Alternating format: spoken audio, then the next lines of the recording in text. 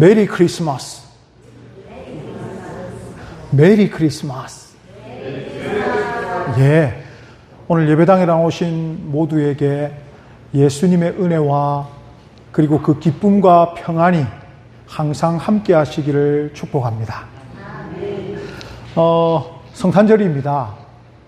과연 이 성탄절이 무엇이고 또 태어나신 예수님이 어떤 존재이고 어떤 의미가 있길래 전 세계의 모든 곳에서 이 날을 공휴일로 삼고 또 쉬는 날로 삼고 있는지 기념하는지 참 놀라울 따름입니다. 물론 예수님이 정확하게 태어나신 날짜가 12월 25일은 아닙니다. 또 예수님 태어나신 모든 날짜를 12월 25일로 정한 것도 아닙니다. 저기 러시아 쪽이나 그 동방의 일부 교회들은 1월 7일을 예수님 탄생하신 날로 지키곤 합니다. 그러니까 12월 25일이 진짜 예수님이 탄생하셨거나 혹은 1월 7일이 예수님께서 탄생하신 날이라기보다는 예수님께서 이 땅에 오셨다, 탄생하셨다라는 것을 기념하는 날이죠. 그렇다고 해서 뭐 생일이 불분명하다고 해서 예수님이 계셨는지 탄생을 안 하셨는지 또 의심하는 것은 참 어리석은 일인 것 같습니다. 하나 이제 여쭙겠습니다. 다 부모님한테서 나셨죠? 너무 당연한 질문이죠. 근데 부모님한테 나셨을 때 제정신 차리고 우리 어머니가 나를 낳으셨구나라고 인지하고 기억하시는 분 계십니까? 그거 기억하면 그건 천재 중에 천재죠. 엄마 뱃속에서 나오면서 내가 그걸 어떻게 기억할 수 있습니까? 그런데 우리 어머니는 나의 어머니가 분명하시죠? 의심하십니까? 앞만 봐도 나하고 어머니하고 안 닮은 것 같아. 근데 너무 많은 증인들이 있잖아요. 안 그렇습니까? 아빠도 증인, 삼촌도 증인, 옆집 아줌마도 증인, 할머니도 증인, 할아버지도 증인. 이분은 너의 어머니가 맞고 너는 이분한테서 난 것이 맞다. 라는 너무 많은 증인이 있습니다. 또 어릴 때 돌 사진 이런 거 있지 않습니까? 돌 사진 이런 거 보면 그 옆에 또 누가 앉아 계십니까? 예, 부모님 앉아 계시잖아요. 우리가 스스로 사실 알지 못하죠. 기억하지도 못하고. 그런데 수많은 증인들이 있기 때문에 우리 어머니가 되고 내 아버지가 나의 아버지가 될 수 있는 것입니다. 그 증인이 없다면 내 생각에는 분명히 내가 우리 어머니한테서 난 것 같은데 주위 사람들이 전부 다 아니야 해버리게 되면 갑자기 마음에 의심이 생길 수 있는 것이죠. 예수님의 제자 요한이 예수님에 대해서 이렇게 기록한 책이 요한복음인데요. 사실 다른 복음서와 달리 예수님이 어떻게 탄생하셨는지에 대한 기록이 없습니다. 마태복음, 마가복음, 누가복음을 보면 어떤 형체든지 간에 예수님이 어떻게 나셨고 또 누가복음 같은 경우에는 굉장히 그게 자세하게 기록이 되어 있거든요. 근데 요한복음 그런 내용이 하나도 없습니다. 그래서 복음서 중에 요한복음만 지금까지 아마 내려온다면 우리는 아기 예수님이 진짜로 나셨는지 아니면 영적으로 내려오셨는지 아니면 육신을 입고 성인이 된 모습으로 하늘에서 쫙 내려오셨는지 사실 알 수가 없죠. 근데 다른 공관 복음서들, 공동적으로 바라보는 눈으로 보는 것을 공관 복음이라 그러는데요. 마태, 마가, 누가는 공관 복음이라고 부릅니다. 왜?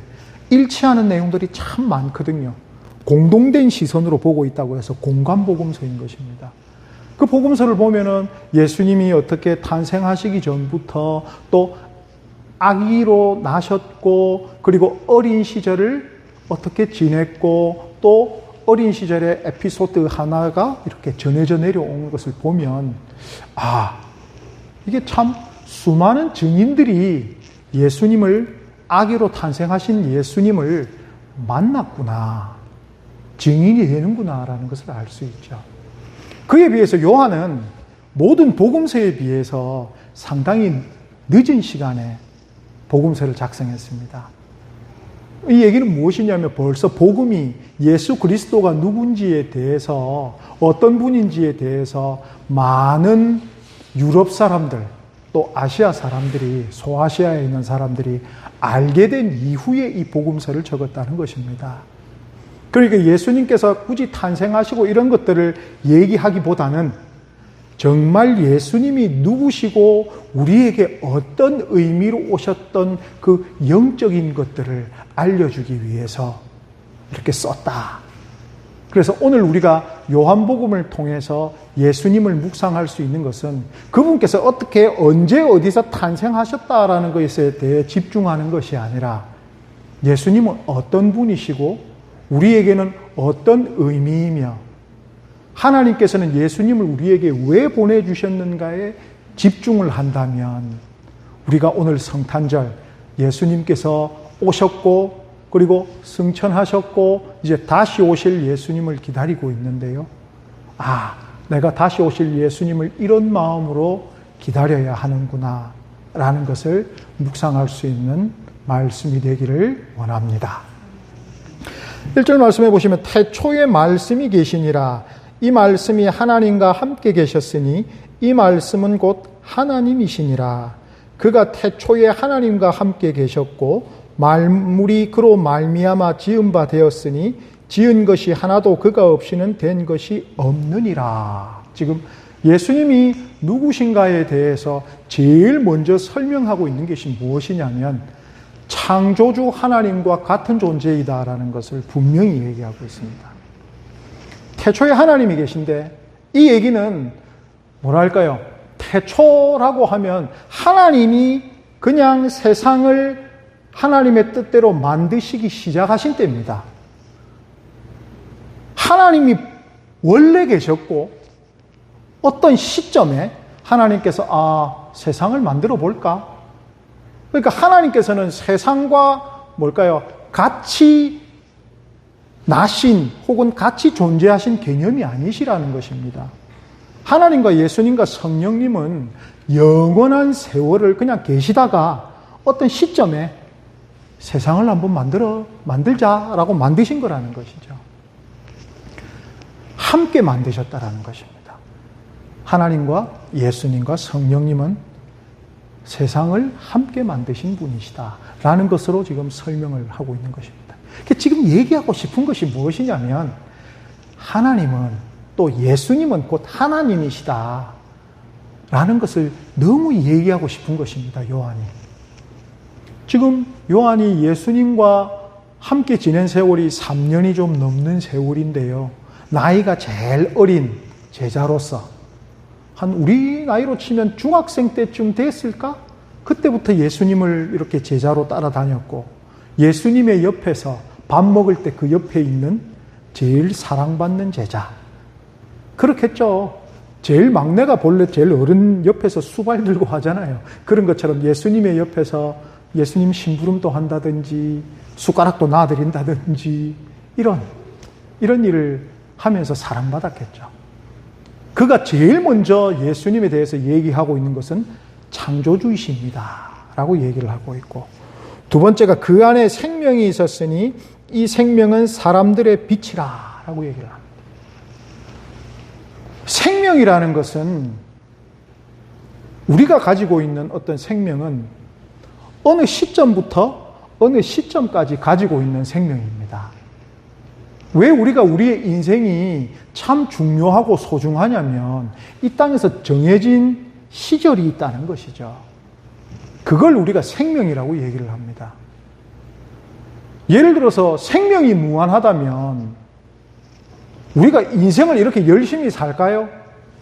한 300년쯤 놀다가 한 500년쯤 일하다가 또 한 1000년쯤 자다가 또 한 10,000년쯤 휴가 보내다가 이렇게 살겠죠. 영원한 세월이라면. 근데 그게 아니라는 것입니다. 우리의 생명은 한정이 있는 것이라는 것입니다. 그래서 소중한 것이죠. 그런데 이 생명이라는 것이 영원히 계신 분한테는 의미가 있을까요? 없을까요? 생명 그 자체라는 것입니다. 예수님은 영원히 계시기 때문에 생명 그 자체라는 것입니다. 그러면 생명이 유한한 이들이 생명 그 자체에 다가가서 함께 한다면 영원한 세월을 살 수 있다라는 것을 지금 요한이 얘기하고 싶은 것입니다. 사람은 생명이 유한한데 예수님은 영원한 생명을 가지고 계신 생명 그 자체이기 때문에 사람이 예수에게로 가면 영원히 살 수 있어 라는 것을 지금 강조하고 있는 것이죠. 얘기하고 싶은 것입니다.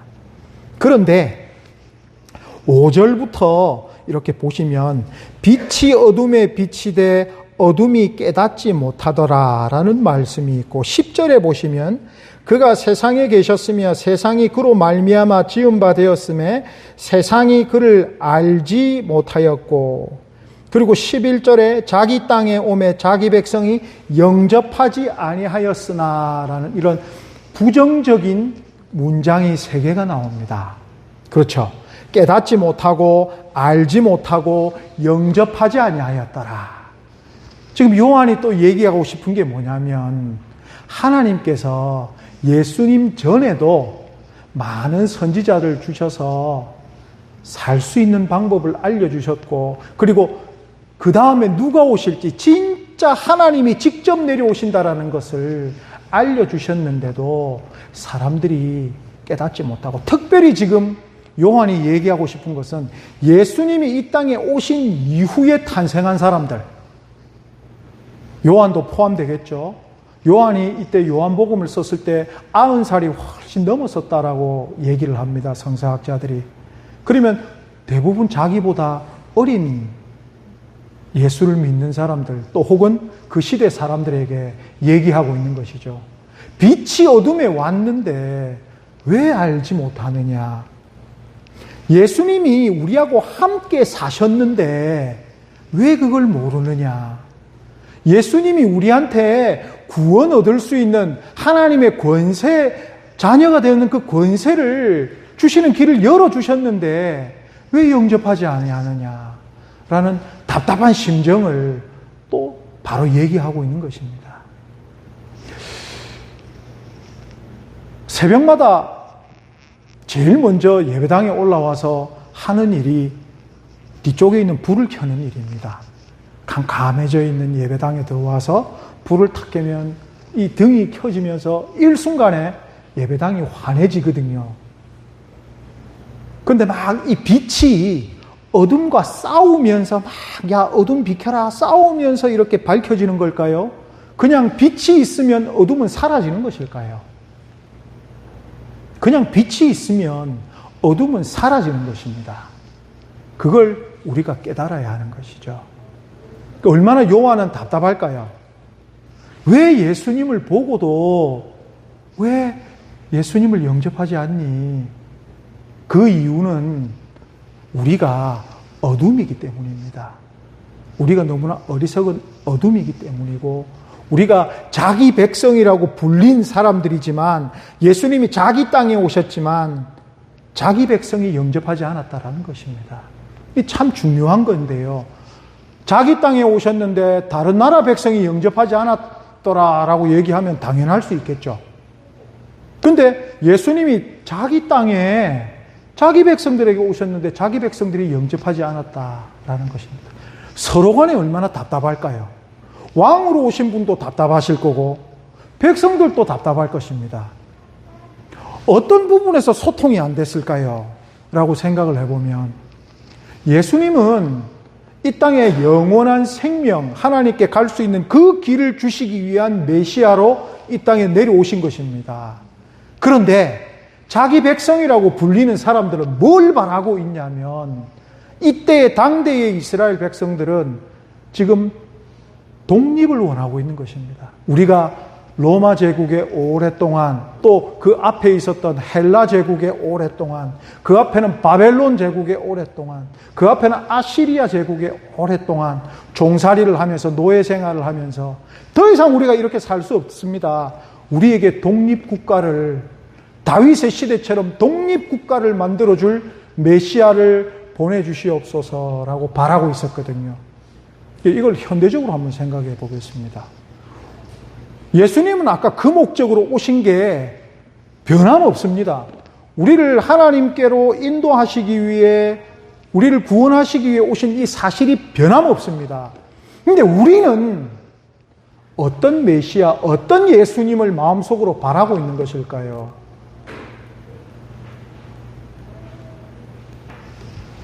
내가 어떤 기도를 하고 있느냐를 살펴보면 됩니다. 내가 지금 어떤 기도를 하고 있습니까? 내 자식 잘 되게 해주는 예수 그리스도, 나를 부하게 해주시는 그리스도, 어떤 그리스도를 기도하고 있죠? 내 사업이 잘 되고, 내가 속한 공동체가 잘 되고, 내 자식, 내 가문이 잘 되고, 나 아프지 않고, 내가 지금 바라고 있는 메시아는 어느 정도 수준의 메시아이고 예수님일까요? 뭔가 지금 예수님과 소통이 잘 안 되는 거 아닐까요? 예전 이스라엘 사람과 같이 지금 당대를 요한이 지켜본다면 똑같은 얘기를 하지 않을까요? 너희는 과연 어떤 예수님을 기다리고 영접하고 있느냐, 바라고 있느냐? 우리에게 생명을 주시려고, 새로운 생명을 주시려고, 하나님께 갈 수 있는 그 은혜를 주시려고 오신 분한테 우리는 뭐부터 요구하고 있는가? 그렇게 되면 이제 우리가 과연 빛인가 아니면 어둠인가? 우리도 깨닫지 못하고, 우리도 알지 못하고, 우리도 영접하지 못한 것 아닌가? 아니, 우리가 예수님을 안다라고 얘기를 하고 있고 내가 믿고 있다라고 얘기를 하지만 내 속에 예수님을 발견했고 성령과 함께 있다라고 선포를 하고 있지만 내가 기도하는 것, 사실은 내가 바라고 있는 것, 이런 것들은 조금 다른 내용 아닐까? 예수님이 진정 나에게 주시고 싶은 것과는 다른 것들 아닌가? 라는 것을 깨달을 수 있는 것입니다. 예수님이 육신을 입고 우리에게 오셨죠. 그러면서 우리가 생각하는 것이 뭐냐면, 아니, 우리 같은 상황에, 환경에 처해져 있어 봐라. 예수님도 그렇게 못하실걸? 이라는 생각할 수 있습니다. 예수님이 경영학을 배우셨겠어? 나 사업하는 것처럼 이렇게 예수님이 하신다면 잘하실 수 있을까? 세상에 정직하게만 운영한다고 모든 게 다 잘 될까? 별의별 생각을 다 할 수 있겠죠. 예수님은 이 땅에 오셔서, 인간의 몸으로 오셔서 인간이 해야 되는 의무도 행세하셨고, 집의 맞이로서 어떻게 보면 너무 늦게 이렇게 사역을 시작을 했지 않느냐라고 생각할 수 있습니다. 30살이나 좀 넘으셔서 사역을 시작하셨거든요. 왜 좀 늦게 시작하셨을까? 그 동생들이 다 먹고 살 길을 맞이로서, 또 일찍 돌아가신, 전승에 의하면 일찍 돌아가신 요셉, 아버지 요셉을 대신해서 집안을 이끌고 먹여 살리는 그 일을 하고, 또 마지막 그 순간에는 제자 요한에게 우리 어머니 좀 부탁해 라고 말씀하시는, 그 인간이 가져야 될 모든 의무들을 다 행사하셨다라는 것입니다. 사람이 받을 수 있는 육체적인 고통, 정신적인 고통, 얼마나 내일 내가 죽는다라는 것을 아시고 겟세마네 동산에서 기도하셨을 때 인간이 받을 수 있는 그런 심리적인, 정서적인 압박을 받으셨을까요? 제자들도, 내가 정성스럽게 양육해놓은 제자들도 나를 배신할 거라는 것을 이미 알고 계셨고, 육신적으로는 죽을 때까지 매를 맞으셨고 손과 발에 구멍이 뚫려 십자가에 달리셨지 않습니까? 그리고 죽으셨잖아요. 인간이 겪을 수 있는 모든 고난과 괴로움과 고통을 당하시고 죽음까지 당하셨습니다. 그럼 우리가 이제 할 수 있는 말이 없죠. 예수님이 인간이시라면 어쩔 수 없다라는 얘기를 할 수가 없는 것이죠. 왜? 다 당하셨으니까. 그러면서 하나님 앞에서 하나의 죄도 없으시니까.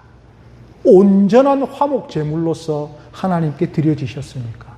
아무런 죄도 없이 인간으로서 사셨다라는 것입니다.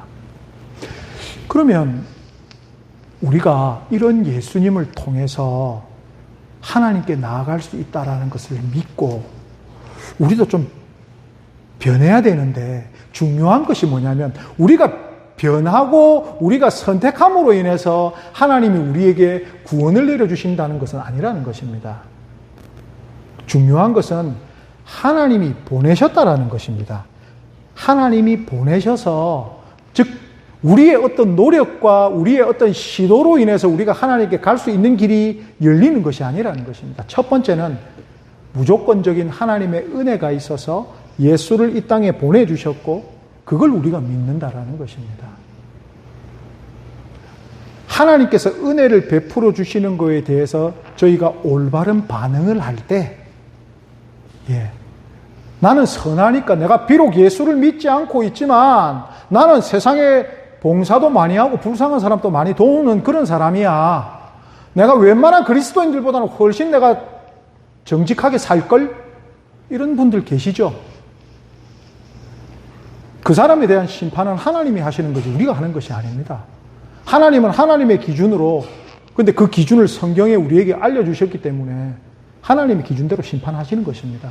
그 사람이 하나님에게 갈 수 있느냐 없느냐는 하나님께서 심판하시는 것입니다. 그 심판을 아무도 벗어날 수 없죠. 우리도 벗어날 수 없습니다. 그런데 우리는 그렇게 살지 못하더라도 하나님께서 열어놓으신 그 은혜, 예수 그리스도를 믿으면 하나님 집에, 아버지 집에 갈 수 있다라는 그 은혜가 우리에게 있고 우리가 그것을 믿는 것입니다. 우리가 자격 없죠. 무슨 자격이 있겠습니까? 우리에게 주어진 유일한 권리가 무엇이냐면 예수를 믿을 때 우리가 하나님의 자녀가 된다는 것입니다. 몇 번 말씀드리고 또 늘 말씀드리는 내용이지만, 자녀들이 지금 우리 성도님들 댁에 올 때 그냥 오죠. 막 전화 걸어가지고, 어머니 제가 그날에 가도 되겠습니까? 제가 그날 꼭 가보고 싶은데 어머니 그날 제가 가면 문을 열어주시겠습니까? 이런 전화 합니까 안 합니까? 안 하죠. 갑니다. 와가지고, 그죠? 문 열려 있으면 열고 들어오고, 문 잠겨 있어도 비밀번호 삑삑삑삑 누르고 문 열고 들어오고, 그죠? 더 괘씸한 것은 혼자서 먹으려고 사놓은 냉장고에 맛있는 것들 막 꺼내 먹죠. 혹시 전화하십니까? 엄마 냉장고 안에 우유 있던데 나 먹어도 돼? 이런 거는 애들이나 전화하죠. 다 큰 자녀들은 그냥 와서 냉장고 열어보고 소고기 있으면 그냥 구워 먹습니까? 안 구워 먹습니까? 아싸 구워 먹자. 이거 우리 어머니가 사놓으셨네. 물어보지도 않고 하잖아요. 근데 그걸 가지고 막 어머니가 내 소고기 왜 먹었냐? 너 내 집에 왜 들어왔냐? 하십니까? 안 하십니까? 하십니까? 그럼 그거는 부모 자식 관계가 아니죠. 부모 자식이라면 그냥 우리 집에 들어가는 거고, 자식도 뻔뻔하게, 밖에서 내가 사기를 쳤던, 밖에서 내가 도둑질을 했던, 내가 내 부모 집에는 당당하게 들어가잖아요. 내 숨을 곳은 우리 부모 집밖에 없다. 이러고 들어가잖아요. 또 그것도 부모님은 맞이해 주시잖아요. 근데 아무리 친해도 남이라면 그렇게 못합니다. 그죠? 밤 12시에 문 열고 우리 아들이 들어오면 반갑습니까? 안 반갑습니까? 밤 12시에. 아침 6시에 우리 딸이 문 열고 들어오면 반갑습니까? 안 반갑습니까? 반갑죠. 근데 밤 12시에 아무리 친한 이웃이라도 밤 12시에 찾아와서 문 열고 문 두드리면 반갑습니까? 조금 덜 반갑습니까? 조금 덜 반갑죠. 그런 겁니다. 우리가 천국 가는 것은 아버지 집에 가는 겁니다. 부모님 집에 가는 거라니까요. 그런 권세를 유일하게 주실 수 있는 분이 누구냐면 예수님이라는 것입니다. 그런 존재십니다. 우리 천국 가는 거 정말 어렵게 생각되거든요. 내가 이딴 식으로 사는데 천국 갈 수 있을까? 그딴 식으로 살면 천국 못 가죠. 그런데 우리가 천국 갈 수 있는 것은 예수님 믿으면 아버지 집에 가는 것이라니까요.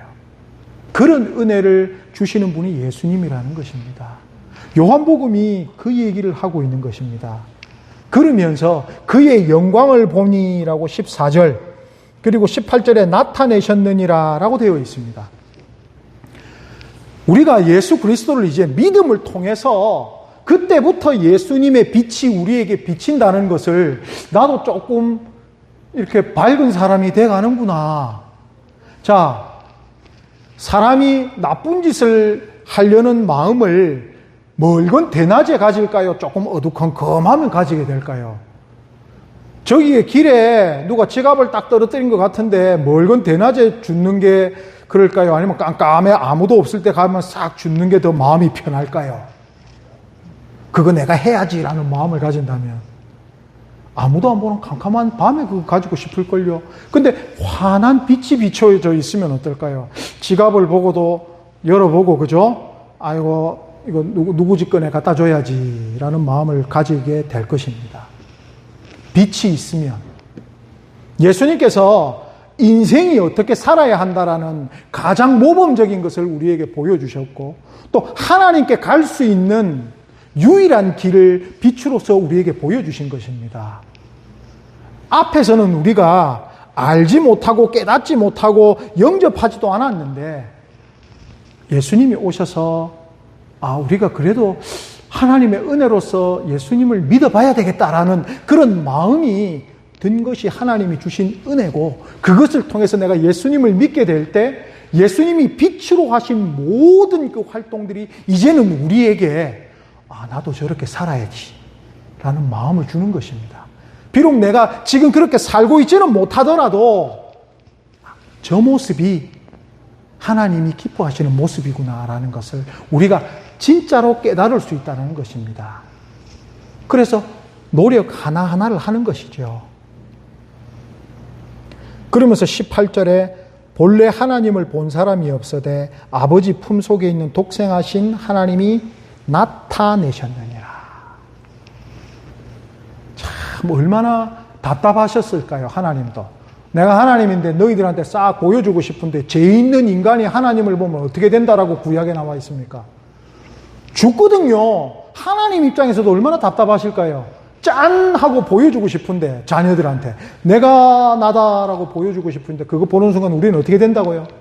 다 죽어버린다니까요. 죄 때문에. 그런데 하나님 또 정말 놀라운 방법으로 하나님을 직접 보여주시잖아요. 예수님을 보내셔서 하나님을 보여주시고 그리고 우리 눈에는 보이지 않지만 다행히 우리에게 누구를 보내주셨습니까? 성령님을 보내주셔서 우리가 하나님과 늘 함께 할 수 있는 우리가 거룩한 처소가 되었지 않습니까? 이게 예수님의 은혜고 예수님의 의미이고 이것이 예수님의 존재의 뭘까요? 존재라는 것입니다. 이런 예수님을 우리가 믿는 것이죠. 할렐루야. 이런 예수님을 우리에게 보내주신 하나님께 영광을 올려드립니다. 할렐루야. 한 해가 이제 맞춰갑니다. 올해 내가 하나님을 향해, 예수님을 향해, 성령님을 향해, 또 교회를 향해 충성을 다하지 못하였고 또 봉사를 하지 못하였고 이런 마음이 들 수 있습니다. 괜찮습니다. 왜? 내년이 있잖아요. 내후년도 있고 우리의 변화되고 싶은 그 마음이 우리 속에 있는 그 성령께서 우리를 변화시켜 주실 것입니다. 하나님과 더욱더 친밀하게 예수 그리스도의 성품을 닮아가고 성령의 능력으로 살아가는 이 모든 것들이 예수님으로 인하여 사실 너무나 분명한 사실이기 때문에 우리가 믿기 힘든 어떻게 하나님이 나하고 함께 있지? 하지만 너무나 그것이 분명하고 그에 대한 증거와 증인이 성경에 넘쳐납니다. 예수님은 우리를 위해 오셨습니다. 우리는 그것을 믿습니다. 이 은혜가 너무나 믿기 힘들지만 너무나 분명한 사실입니다. 하나님의 자녀로서 이 땅에서도 그리고 천국에서도 영원한 복과 은혜를 누리시는 모두가 되시기를 예수님의 이름으로 축복합니다. 기도드리겠습니다.